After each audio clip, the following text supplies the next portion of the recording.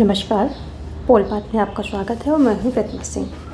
हम आज फिर कुछ महत्वपूर्ण प्रश्नों की प्रैक्टिस करेंगे और इस प्रैक्टिस में कोशिश करेंगे कि सारे कॉन्सेप्ट जो भी यहाँ पर पॉइंट दिए गए सभी को टच करके कॉन्सेप्ट क्लियर करने की कोशिश करेंगे। जो लोग नए जुड़े हैं उनसे मैं कहना चाहूँगी कि चैनल को सब्सक्राइब करके ऑल पर प्रेस कर लें ताकि मेरे सभी वीडियोज़ की नोटिफिकेशन आपको मिलते रहें, क्योंकि यहाँ पर कोर्स वीडियोज़ और ये प्रैक्टिस के वीडियोस डेली अपलोड होते हैं और कोर्स वीडियोस भी अपलोड रहते हैं और एनसीईआरटी के वीडियोस भी अपलोड होते रहते हैं। जो एनसीईआरटी के इम्पॉर्टेंट क्वेश्चंस हैं उनकी वीडियो भी जाते रहते हैं। तो अगर आप ऑल पेज क्लिक करेंगे तो कोई भी वीडियो जो मिस नहीं होगा, आप स्किप नहीं होगा। और ये सभी वीडियोस बहुत ही महत्वपूर्ण हैं जो टीजीटी पीजीटी परीक्षा को लेकर के। तो और साथ में टेलीग्राम का लिंक डिस्क्रिप्शन में दिया गया है, आप वहाँ पर हमें ज्वाइन कर सकते हैं, क्योंकि जो क्लासेस मैं लेती हूँ उनके पीडीएफ फॉर्म में नोट्स वहाँ पर आपको प्राप्त हो जाएंगे। देखते हैं आज का पहला क्वेश्चन क्या कह रहा है। पहला क्वेश्चन कह रहा है, साम्राज्य विरोधी संघर्ष का स्वरूप था। क्या स्वरूप था? सदैव शांतिमय एवं संवैधानिक, प्रारंभ में संवैधानिक और प्रायः अहिंसात्मक, सतत सशस्त्र विरोध पर आधारित, अधिकांशतः विदेशी शक्तियों द्वारा समर्थित। तो किस पर यह था आधारित? तो ऑप्शन बी यहाँ पर सही हो जाएगा। प्रारंभ में संवैधानिक था और प्रायः अहिंसात्मक था। जो साम्राज्य विरोधी संघर्ष का स्वरूप प्रारंभ में क्या था? संवैधानिक था और अहिंसात्मक भी था, प्रायः छुटपुट को छोड़ करके। और भारतीय राष्ट्रीय आंदोलन का जो इतिहास है इससे यह जानकारी आपको मिल सकती है। ऑप्शन बी यहाँ पर सही हो जाएगा। देखेंगे हम नेक्स्ट क्वेश्चन। अगला क्वेश्चन कह रहा है, निम्न में से किस एक ने मुसलमानों को अंतिम रूप से विसंबंधित कर दिया और पाकिस्तान की मांग स्पष्ट बनकर उभरी? तो ऑप्शन है मुसलमानों के लिए पृथक निर्वाचक मंडलों का प्रावधान, मुस्लिम लीग की स्थापना, प्रांतीय सरकारों में मुसलमानों को शामिल न किया जाना, सन 1935 में भारत शासन अधिनियम के अंतर्गत किए गए संघीय प्रावधान। यहाँ पर आपका ऑप्शन जो है डी सही हो जाएगा। ये ऑप्शन डी यहाँ पर सही होगा। जो 1935 के भारत शासन अधिनियम के अंदर किए गए संघीय प्रावधान ने मुसलमानों को अंतिम रूप से विसंबंधित कर दिया और पाकिस्तान की मांग स्पष्ट बनकर उभरी। तो और इस अधिनियम में जो सांप्रदायिक निर्वाचन पद्धति का विस्तार किया गया था और इसमें वही अंग्रेजों ने वही चीज़ फॉलो किया था कि फूट डालो और राज करो, बांटो और राज करो, ऐसा इसमें किया गया था। आगे देखेंगे हम। अगला क्वेश्चन क्या कह रहा है कि निम्न में से कौन सा एक समूह स्वराज यहाँ पर क्या होगा? स्वराजवादी दल से संबंधित नेताओं का है। मोतीलाल नेहरू, जवाहरलाल नेहरू और सीआर दास, या राघवेंद्र राय, जवाहरलाल नेहरू और सरदार पटेल, या मोतीलाल नेहरू, विट्ठल भाई पटेल और सीआर दास, या विट्ठल भाई पटेल, सरदार पटेल और जवाहरलाल नेहरू। तो ऑप्शन जो है यहाँ पर सी सही हो जाएगा। मोतीलाल नेहरू, विट्ठल भाई पटेल और सीआर दास। 1 जनवरी 1923 को ये गठित किया गया था कौन सा? स्वराज दल। और ये किसके बाद? जो असहयोग आंदोलन है उसकी ये सब असफलता के बाद जब उसको रोक लिया गया, वापस ले लिया गया, तो उसके बाद इसको गठित किया गया था और इससे सीआर दास, मोतीलाल नेहरू और विट्ठल भाई पटेल के द्वारा इसे गठित किया गया था। और इसका उद्देश्य की बात करें तो इसका उद्देश्य ये था कि विधानसभाओं में प्रवेश कर सरकार की नीतियों का विरोध करना जो है इसका एक मेन उद्देश्य था इस पार्टी का, स्वराज पार्टी का। आगे देखेंगे हम। भारत में मुख्य धारा के राष्ट्रवाद की विशेषता उग्रवाद थी। का उद्देश्य हिंदू राज्य की पुनः स्थापना करना था। का अंतिम लक्ष्य राष्ट्रीय समाजवाद था। का लक्ष्य औपनिवेशिक शासन से मुक्ति पाना था। तो यहाँ पर जो है ऑप्शन डी सही हो जाएगा। जो भारत में मुख्य धारा के राष्ट्रवाद थे, इसका जो मेन लक्ष्य था तो ये इनका था, यही था लक्ष्य कि औपनिवेशिक शासन से मुक्ति पाना इनका लक्ष्य था। कांग्रेस का आरंभिक काल उदारवाद का था और उदारवादी नेताओं का उद्देश्य ब्रिटिश शासन के अंदर सुशासन की स्थापना करना था। और जो उग्रवादी थे वो पूर्ण स्वराज के पक्ष में थे। तिलक का एक कथन भी है, स्वराज हमारा जन्मसिद्ध अधिकार है और हम इसे लेकर रहेंगे। उदारवादियों और उग्रवादियों दोनों के कार्यों की जो शैली होती है एक बेसिक से डिफरेंस थे, लेकिन इनके दोनों के उद्देश्य समान थे और दोनों राष्ट्रभक्त थे, दोनों जो औपनिवेशिक शासन था इससे मुक्ति पाना चाहते थे। तो ऑप्शन डी आपका यहाँ पर सही हो जाएगा। देखते हैं अगला। रैमजे मैकडोनाल्ड के सांप्रदायिक अधिनिर्णय में प्रावधान किया गया था मुसलमानों के लिए पृथक न्यायालयों का, महिलाओं के लिए विशेष कानूनों का, दलित वर्गों के लिए पृथक निर्वाचक मंडलों का, या निजाम डोमिनियन के लोगों के लिए विधिक विशिष्ट अधिकारों का। किसका जो है इसमें किया गया था, प्रावधान किया गया था। तो यहाँ पर ऑप्शन सी हो जाएगा सही, जो दलित वर्ग के लिए पृथक निर्वाचक मंडलों का यहाँ पर प्रावधान किया गया था। जो रैमजे मैकडोनाल्ड के सांप्रदायिक अधिनिर्णय में दलित हरिजन थे इनके लिए पृथक निर्वाचक मंडलों का निर्माण किया गया था। हरिजनों को एक अलग अल्पमत मान लिया गया था, यह इस पंचायत की सबसे घातक बात थी। और यहीं से जो है इन्होंने हरिजनों को जो है हिंदुत्व से अलग करने की कोशिश भी की थी। तो ये सारी बातें जो है इस सांप्रदायिक जो रैमजे मैकडोनाल्ड के सांप्रदायिक अधिनिर्णय में प्रावधान इन सब बातों का किया गया था। आगे देखेंगे हम। निम्नलिखित में से किन राजनीतिक दलों ने या समूहों ने साइमन कमीशन का बहिष्कार किया था? हिंदू महासभा ने, जस्टिस पार्टी ने, मुस्लिम लीग ने, या पंजाब यूनियनिस्ट ने? किसने किया था?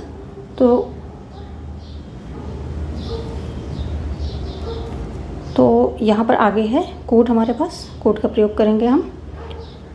पहला है 1 2 3 4, फिर 1 2 4 या 2 3 या 1 3 4। तो यहाँ पर ऑप्शन हमारा डी सही होगा, 1 3 और 4, क्योंकि ये जो जस्टिस पार्टी है इसको छोड़कर सभी ने साइमन कमीशन का बहिष्कार किया था। तो ये जो है जस्टिस पार्टी ने नहीं किया था, बाकी सभी ने जो है किया था। तो ऑप्शन डी यहाँ पर हमारा सही हो जाएगा। देखेंगे नेक्स्ट क्वेश्चन। भारतीय संविधान में संघीय शब्द उद्देशिका में प्रयुक्त हुआ, संविधान के भाग 3 में प्रयुक्त हुआ, अनुच्छेद 368 में प्रयुक्त हुआ, उपर्युक्त में से कहीं नहीं प्रयुक्त हुआ। जो उपर्युक्त ऑप्शन दिए गए हैं इनमें से कहीं भी प्रयुक्त नहीं हुआ है। तो ऑप्शन डी ही हमारा यहाँ पर सही होगा, उपर्युक्त में से कोई नहीं। भारतीय संविधान में संघीय शब्द का प्रयोग जो तीन विकल्प दिए गए हैं इनमें से कहीं भी नहीं हुआ है, बल्कि अनुच्छेद 1 के खंड 1 में प्रस्तुत किया गया है। जो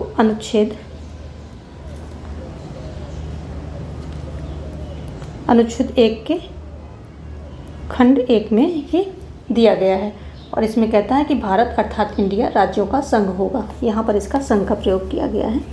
आगे देखेंगे। जब अंग्रेज़ों को बंगाल, बिहार और उड़ीसा की दीवानी प्राप्त हो गई तो उन्हें अधिकार मिल गया इन प्रदेशों में कानून और व्यवस्था बनाए रखने का, इन प्रदेशों में दीवानी न्याय प्रशासन की व्यवस्था और राजस्व वसूली का, इन प्रदेशों में राजस्व वसूल करने और राजस्व प्रशासन स्थापित करने का, इन प्रदेशों में सैन्य संरक्षण का। तो इनमें से कौन सा ऑप्शन जो है यहाँ पर सही है?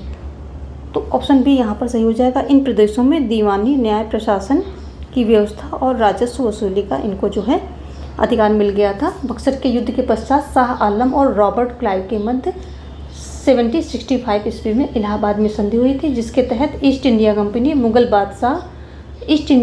ने जो मुग़ल बादशाह शाह आलम से 26 लाख रुपए के प्रतिवर्ष लगान के बदले में बंगाल, बिहार एवं उड़ीसा का दीवानी अधिकार प्राप्त कर लिया था। यानी कि 26 लाख रुपए जो है शाह आलम को देता था प्रतिवर्ष, और इसका दीवानी का अधिकार कहाँ का? बंगाल, बिहार, उड़ीसा का, उसके बदले में दीवानी अधिकार यहाँ से ले लिया था।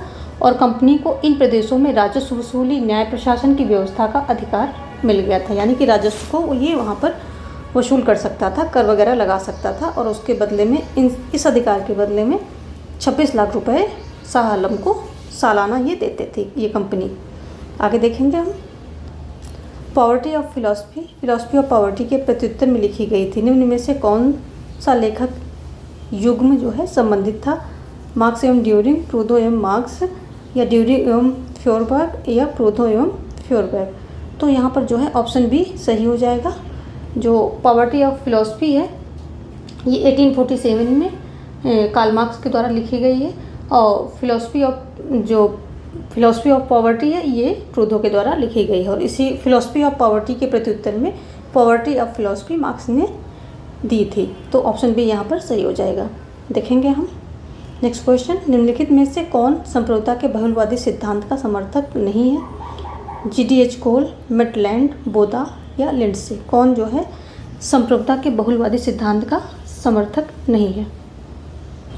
तो यहाँ पर साफ साफ है, क्योंकि बोधा क्या है, ये एकलवादी संप्रभुता के समर्थक हैं। तो ये जो हैं, इन्होंने सर्वप्रथम जो है संप्रभुता सिद्धांत का प्रतिपादन अपनी पुस्तक जो है 6 बुक्स कंसर्निंग रिपब्लिक में किया था, और ये एकलवादी संप्रभुता के प्रतिपादक थे। तो कौन सी इनकी बुक का देख लेते हैं। सिक्स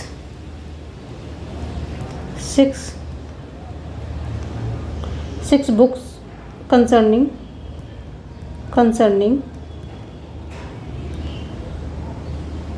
द रिपब्लिक, ये इनकी जो है पुस्तक का नाम है।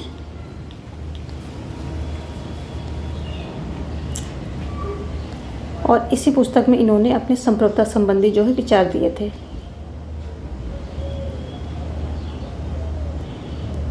इसी पुस्तक में और संप्रभुता संबंधी विचार इन्होंने इस अवधारणा का प्रतिपादन किया था, जिसे हॉब्स ने आगे बढ़ाया और ऑस्टिन ने जो है इसको चरम सीमा पर पहुंचाया था। और बाकी के जो हैं ये बहुलवादी सिद्धांत के समर्थक हैं, चाहे GTH कोल हो, मिटलैंड हो, लिंडसे हैं, ये सभी जो है बहुलवादी विचारक हैं, समर्थक हैं उनके। आगे देखेंगे हम, निम्नलिखित में से कौन सा राज्य की उत्पत्ति की सही व्याख्या करता है। कौन सा करता है? राज्य का दैवी सिद्धांत, समझौता सिद्धांत, विकासवादी सिद्धांत और अपने सीमित रूप में उपरोक्त सभी। तो यहाँ पर जो है, वैसे तो जो ये विकासवादी सिद्धांत है इसी को सबसे सही माना गया है, लेकिन यहाँ पर अपने सीमित रूप में उपरोक्त सभी, तो ये भी एक कथन है यहाँ पर कि अपने सीमित रूप में उपरोक्त सभी।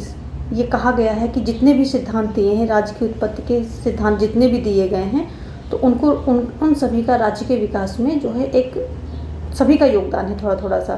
तो यहाँ पर तो ऑप्शन जो है डी सही हो रहा है, लेकिन विकासवादी सिद्धांत, ये माना जाता है कि विकासवादी सिद्धांत सबसे ज़्यादा उचित और सबसे ज़्यादा प्रमाणिक है। तो ऑप्शन सी ही हम ले लेते हैं।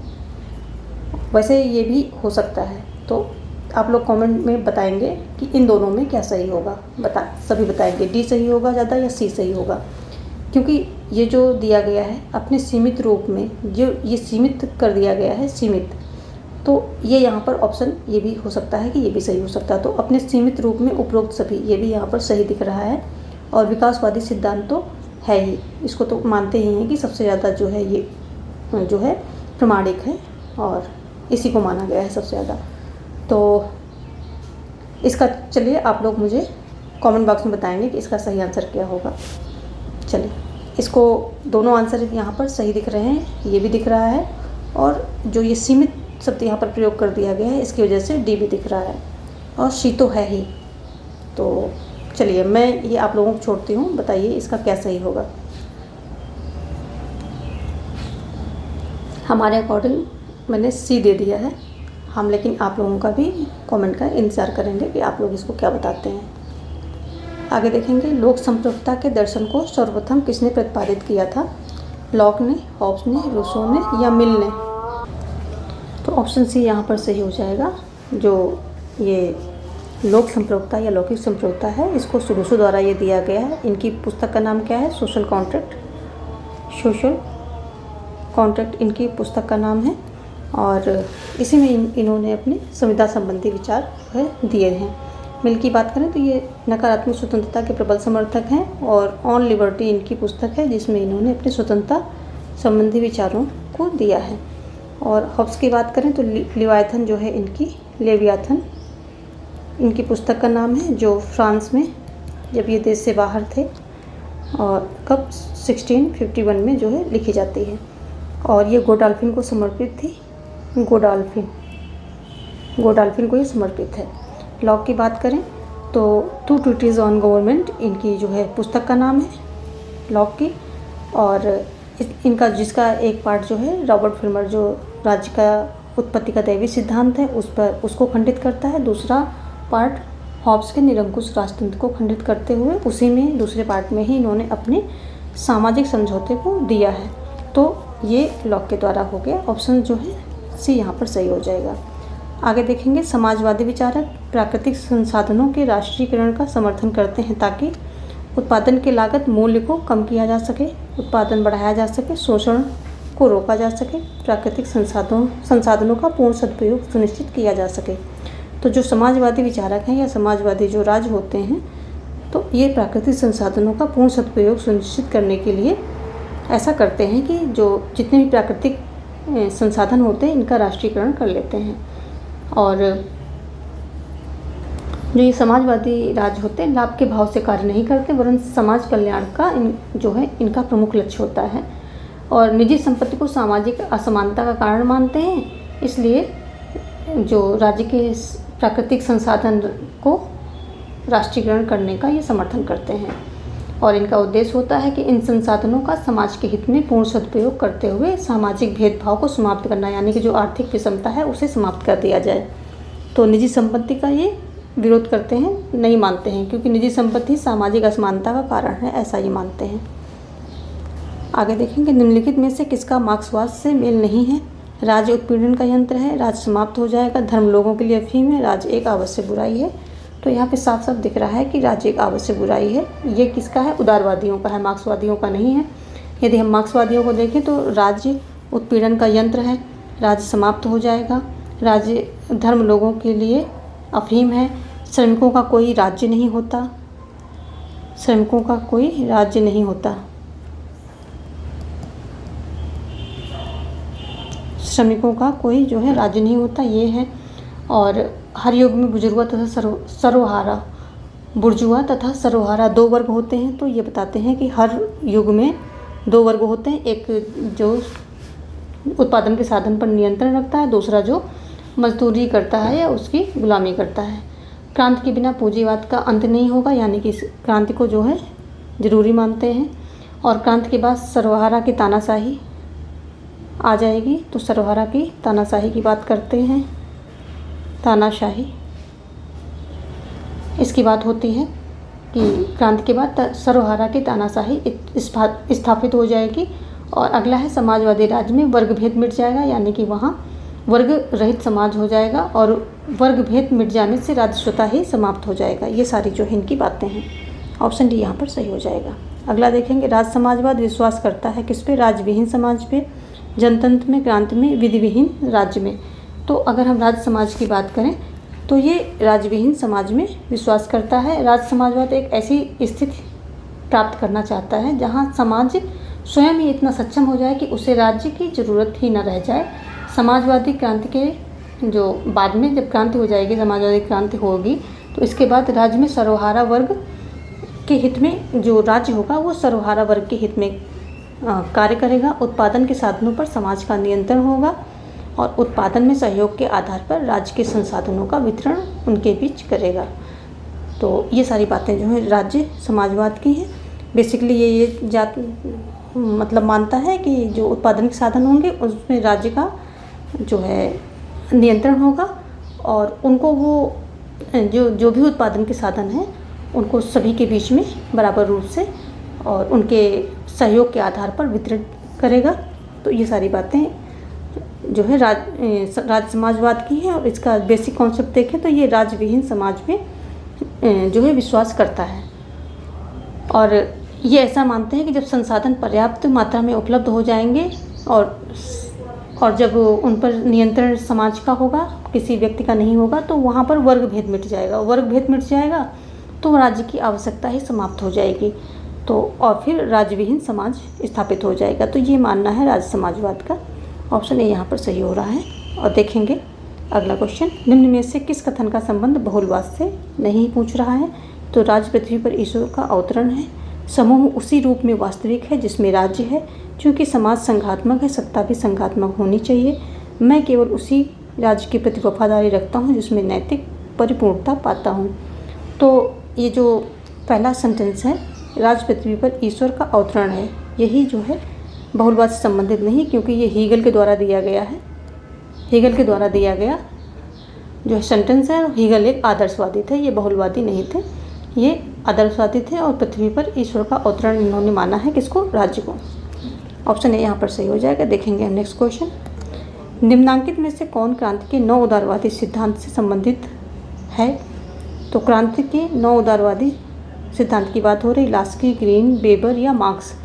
तो ऑप्शन सी यहाँ पर जो सही हो जाएगा। मैक्स वेबर इनका पूरा नाम है। मैक्स वेबर ने क्रांति का संबंध शक्ति के प्रयोग से लिया है। उनका कहना है कि एक व्यक्ति सामाजिक संबंधों के अंतर्गत उस जगह पर पहुँच जाता है जहाँ वह अपनी इच्छाओं को दूसरों पर अनेक प्रतिरोधों के बावजूद थोप सकता है, यानी कि उनसे वो बातें मनवा सकता है। तो यहाँ पर जो है ग्रीन, लास्की ये क्या है, नौ उदारवादी विचारक नहीं है। ये जो ग्रीन और लास्की ये नौ उदारवादी विचारक नहीं है। और वैसे लास्की ने जो है शांतिपूर्ण राजनीति एवं सामाजिक बदलाव की बात की है, जिसमें जो है क्या हो जाएगा, पूंजीवाद समाप्त हो जाएगा और पूंजीवाद जो है समाप्त होकर के समाजवाद में बदल जाएगा, जिसमें कि राज्य का जो है सभी साधनों पर नियंत्रण होगा और चीज़ें वहाँ पर एक लोक कल्याणकारी राज्य की इन्होंने जो है संकल्पना की है। और ये लोक कल्याणकारी राज्य के प्रवर्तक भी हैं लास्की। इनकी पुस्तक की बात करें तो ए ग्रामर ऑफ पॉलिटिक्स इनकी पुस्तक है। ए ग्रामर ऑफ पॉलिटिक्स इनकी पुस्तक का नाम है।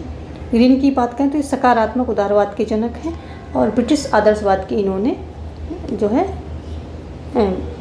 ये प्रवर्तक हैं और ब्रिटिश आदर्शवाद को ऑक्सफोर्ड दर्शन के नाम से जाना जाता है। मार्क्स की बात करें तो ये साम्यवादी समाज की संकल्पना करते हैं और ये वैज्ञानिक समाजवाद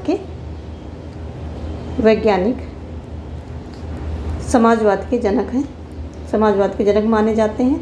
जबकि काल्पनिक समाजवाद के जनक जो है रॉबर्ट ओवन माने जाते हैं।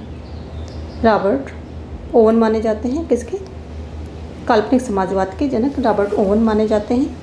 और मार्क्स का राज्य पर विचार क्या है कि राज्य जो है, राज्य की कोई आवश्यकता नहीं, राज्य को समाप्त हो जाना चाहिए, क्योंकि राज्य जो है गरीबों के शोषण का यंत्र है। जो गरीबों का शोषण होता है अमीरों के द्वारा, ये उसका यंत्र है और राज्य अमीरों की बनाई हुई रचना है जिससे कि वो गरीबों का शोषण कर सकें। ये कहते हैं कि जो सर्वहारा दल क्रांति करेगा और उसमें क्या होगा कि सभी पूंजीपति समाप्त हो जाएंगे, फिर वहाँ साम्यवाद की स्थापना होगी और जिसमें उत्पादन के साधनों पर राज्य का नियंत्रण होगा, सभी का साझा नियंत्रण होगा।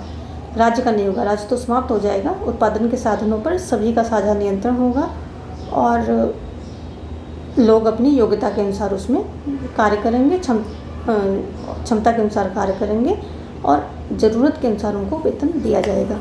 तो ये सारी बातें जो हैं मार्क्स की राज्य की हैं और इन्हें वैज्ञानिक समाजवाद का जनक कहा जाता है। आगे देखेंगे, यूनानियों ने न्याय के किस पक्ष पर जोर दिया है, सामाजिक, नैतिक, कानूनी, राजनीतिक। तो अगर हम यूनानियों की बात करें तो इन्होंने नैतिक पक्ष पर जो है बल दिया है। प्लेटो ने न्याय की परिभाषा को कुछ इस प्रकार बोला है कि सामाजिक हित के लिए अपनी पूरी योग्यता और क्षमता से अपने कर्तव्य का निर्वाह करना ही न्याय है। तो ये कर्तव्य निर्वाह की बात करते हैं कि कर्तव्य निर्वाह ही एक कीवर्ड देखते हैं, पूरी परिभाषा याद करने की ज़रूरत नहीं। कर्तव्य निर्वाह ही न्याय है, किसके द्वारा, प्लेटो जो है ऐसा बोलते हैं। ये कहाँ, यूनानी दार्शनिक थे। अरस्तु क्या कहते हैं, व्यक्तियों के साथ यथायोग्य व्यवहार करना ही न्याय है। इस प्रकार यूनानियों ने न्याय के नैतिक पक्ष पर बल दिया है। तो अरस्तु भी क्या कहते हैं कि जिस प्रकार व्यक्ति अपना योगदान राज्य के कार्यों में करेगा, उसी अनुपात में जो है राज्य व्यक्ति को पद एवं सोपान देगा। तो अरस्तु ऐसी बातें करते हैं। तो ये अगर हम देखें ऑल ओवर तो ये जो नैतिकता पर बल दिया जाता है, इनके समय में नैतिक न्याय पर बल दिया गया है। ऑप्शन जो है बी यहाँ पर सही हो जाएगा। राज्य के विकास में सामंतवादी राज्य निम्नलिखित में से किसका परवर्ती है। ये क्वेश्चन 19 क्या पूछ रहा है, परवर्ती। यहाँ पर ये वर्ड थोड़ा कठिन है, इसको समझने की कोशिश करेंगे और रिकॉल कर लेंगे, क्योंकि ये क्वेश्चन एग्ज़ाम में आएगा तो आपका टाइम ले सकता है या फिर आपको थोड़ा सा मिसगाइड भी कर सकता है। तो परवर्ती को समझने की कोशिश करेंगे। ये पूर्वी राज्य, नगर राज्य, रोमन राज्य, राष्ट्र राज्य। तो किसका परवर्ती है, जो सामंतवादी राज्य है तो किसका परवर्ती है, तो ये है ऑप्शन सी यहाँ पर सही हो जाएगा, रोमन साम्राज्य का ये परवर्ती है। तो राज्य के विकास की क्रमिक अवस्था कुछ इस प्रकार है, जैसे कि सबसे पहले कबीलियाई आता है, कबीलियाई ये जो है राज्य आता है। और कबीलियाई राज्य की बात करें, इसके बाद आता है पूर्व के प्राच्य साम्राज्य आते हैं, तो ये पूर्वी राज्य या प्राच्य राज्य कह लें आप। फिर यूनानी राज्य आता है, तो उसके बाद आता है यहाँ पर यूनानी राज्य। यूनानी राज्य के बाद आता है ये जो सामंतवादी राज्य, और सामंतवादी राज्य के बाद आता है आधुनिक राष्ट्र राज्य।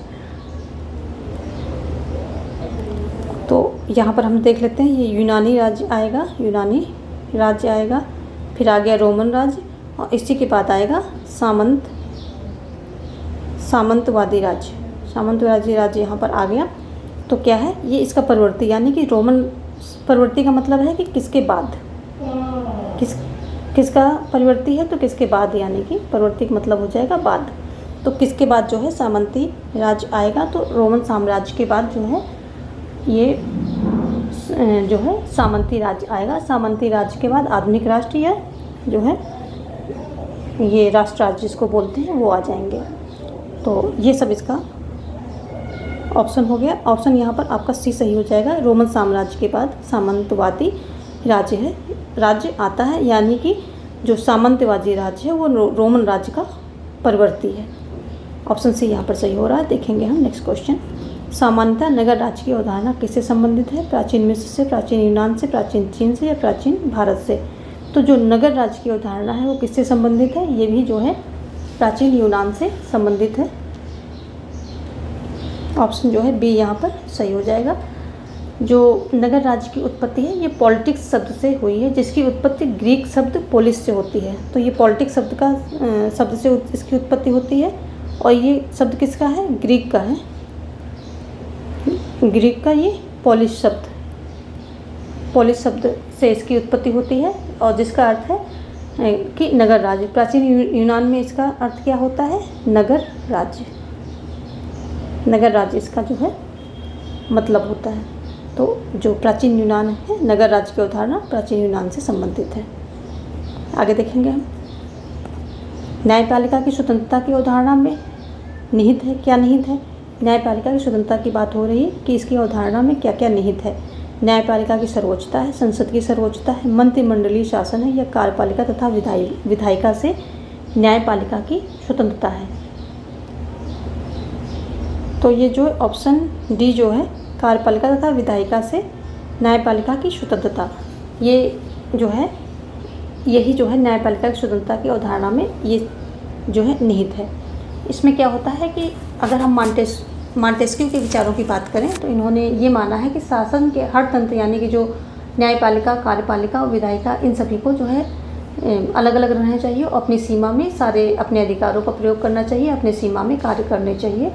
और शक्ति के पृथक्करण का सिद्धांत के तहत ये माना जाता है कि न्यायपालिका की स्वतंत्रता के लिए कार्यपालिका, विधायिका दोनों की शक्तियाँ न्यायपालिका से टकरानी नहीं चाहिए।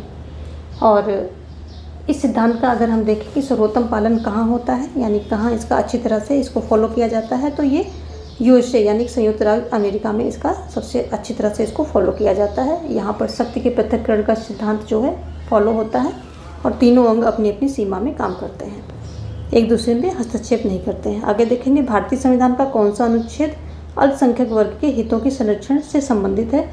तो कौन सा अनुच्छेद है? अनुच्छेद 17, अनुच्छेद 29 या अनुच्छेद 30 या अनुच्छेद 31? तो ऑप्शन बी यहाँ पर सही हो जाएगा। अनुच्छेद 29 ये कहता है कि सभी अल्पसंख्यकों के संरक्षण हेतु धारा 29 में ये स्पष्ट किया गया है कि सभी लोगों को अपनी भाषा, लिपि अथवा संस्कृत को बनाए रखने का पूर्ण अधिकार है। क्या क्या चीज़ें? भाषा, लिपि, संस्कृति को बनाए रखने का पूर्ण अधिकार होगा। अनुच्छेद 29 ये कहता है। आगे देखेंगे, संघीय व्यवस्था में किस संस्था को संविधान का संतुलन चक्र माना गया है? विधायिका, कार्यपालिका, न्यायपालिका या प्रेस? तो संघीय व्यवस्था में न्यायपालिका, इसको जो है संतुलन चक्र माना गया, क्योंकि संघीय शासन प्रणाली में संविधान द्वारा शक्तियाँ और कार्य क्षेत्र राज्य और केंद्र, जो राज्य होते हैं और केंद्र होते हैं, इनके मध्य जो है बांट दिए जाते हैं। और संविधान क्या करता है कि ये सभी बातें संविधान में लिखी होती हैं, लेकिन होता क्या है कि कहीं कहीं पर संविधान जो है मौन हो जाता है, किसी चीज़ को उतनी स्पष्ट तरह से वहाँ पर उसका व्याख्या नहीं मिलती है। तब ऐसी स्थिति में क्या होता है कि न्यायपालिका जो है संविधान की परिस्थितिगत व्याख्या करते हैं, यानी कि जैसे वहाँ पर नियम कानून दिए होते हैं और जैसे यहाँ की जो नीड होती है या जो सही होता है, तो परिस्थिति के अनुसार उसकी व्याख्या करके उसे स्पष्ट करती है। तो संतुलन चक्र कौन जो है न्यायपालिका बनाए रखता है, नहीं तो ये क्या हो जाए, वहीं पर चीज़ें ठप हो जाएं या संविधान चेंज करना पड़े या फिर चीज़ें जो हैं वहाँ पर बिगड़ जाएंगी। आगे देखेंगे 1936 में किसने ये घोषणा की कि गांधीवाद जैसी कोई चीज़ नहीं है? जवाहरलाल नेहरू ने, मौलाना आज़ाद, रविन्द्रनाथ टैगोर, महात्मा गांधी। तो ये महात्मा गांधी द्वारा जो है ऐसी घोषणा की गई थी। आगे देखेंगे भारतीय संविधान की निम्नलिखित में से कौन सी अनुसूची राज्यसभा में स्थानों के आवंटन से संबंधित है? तीसरी, चौथी, पाँचवीं या छठी? तो कौन सी जो है संबंधित है? तो चौथी अनुसूची जो है इससे संबंधित है, राज्यसभा में स्थानों के आवंटन से संबंधित है। यदि हम तीसरी की बात करें तो ये शपथ एवं पद, शपथ से संबंधित है, शॉर्ट में देखते हैं, ये शपथ से संबंधित है। और यदि हम पाँचवीं की बात करें तो पाँचवीं संबंधित है, जो अनुसूचित जातियों के प्रशासन से संबंधित है ये। तो अनुसूचित जातियों के जो क्षेत्र हैं, अनुसूचित जातियों के बाहुल क्षेत्र हैं, तो इनके प्रशासन से ये संबंधित है, प्रशासन से संबंधित है। छठी की बात करें अगर हम, तो असम, मेघालय, त्रिपुरा, मिजोरम, ये 4 राज्य हैं, इनके अनुसूचित क्षेत्रों के प्रशासन से संबंधित है। तो सिंपली इसको देखेंगे कि हम असम, मेघालय, त्रिपुरा और मिजोरम, इन 4 राज्यों के प्रशासन से संबंधित है। कौन सी? छठी अनुसूची। और चौथी की बात करें तो ये हमारा आंसर हो जाएगा, जिसमें कि राज्यसभा के स्थानों के आवंटन की बात की गई है कि किस राज्य से कितने सदस्य राज्यसभा में पहुंचेंगे, तो उससे बात जो है ये किया गया है। तो ऑप्शन भी यहाँ पर सही हो जाएगा। तो आज 25 क्वेश्चन हमने कवर किए हैं, और वीडियो यूज़फुल लगी हो तो लाइक और शेयर करना बिल्कुल ना भूलें। और कल मिलते हैं कुछ और प्रश्नों के साथ, कुछ और टॉपिक के साथ। धन्यवाद।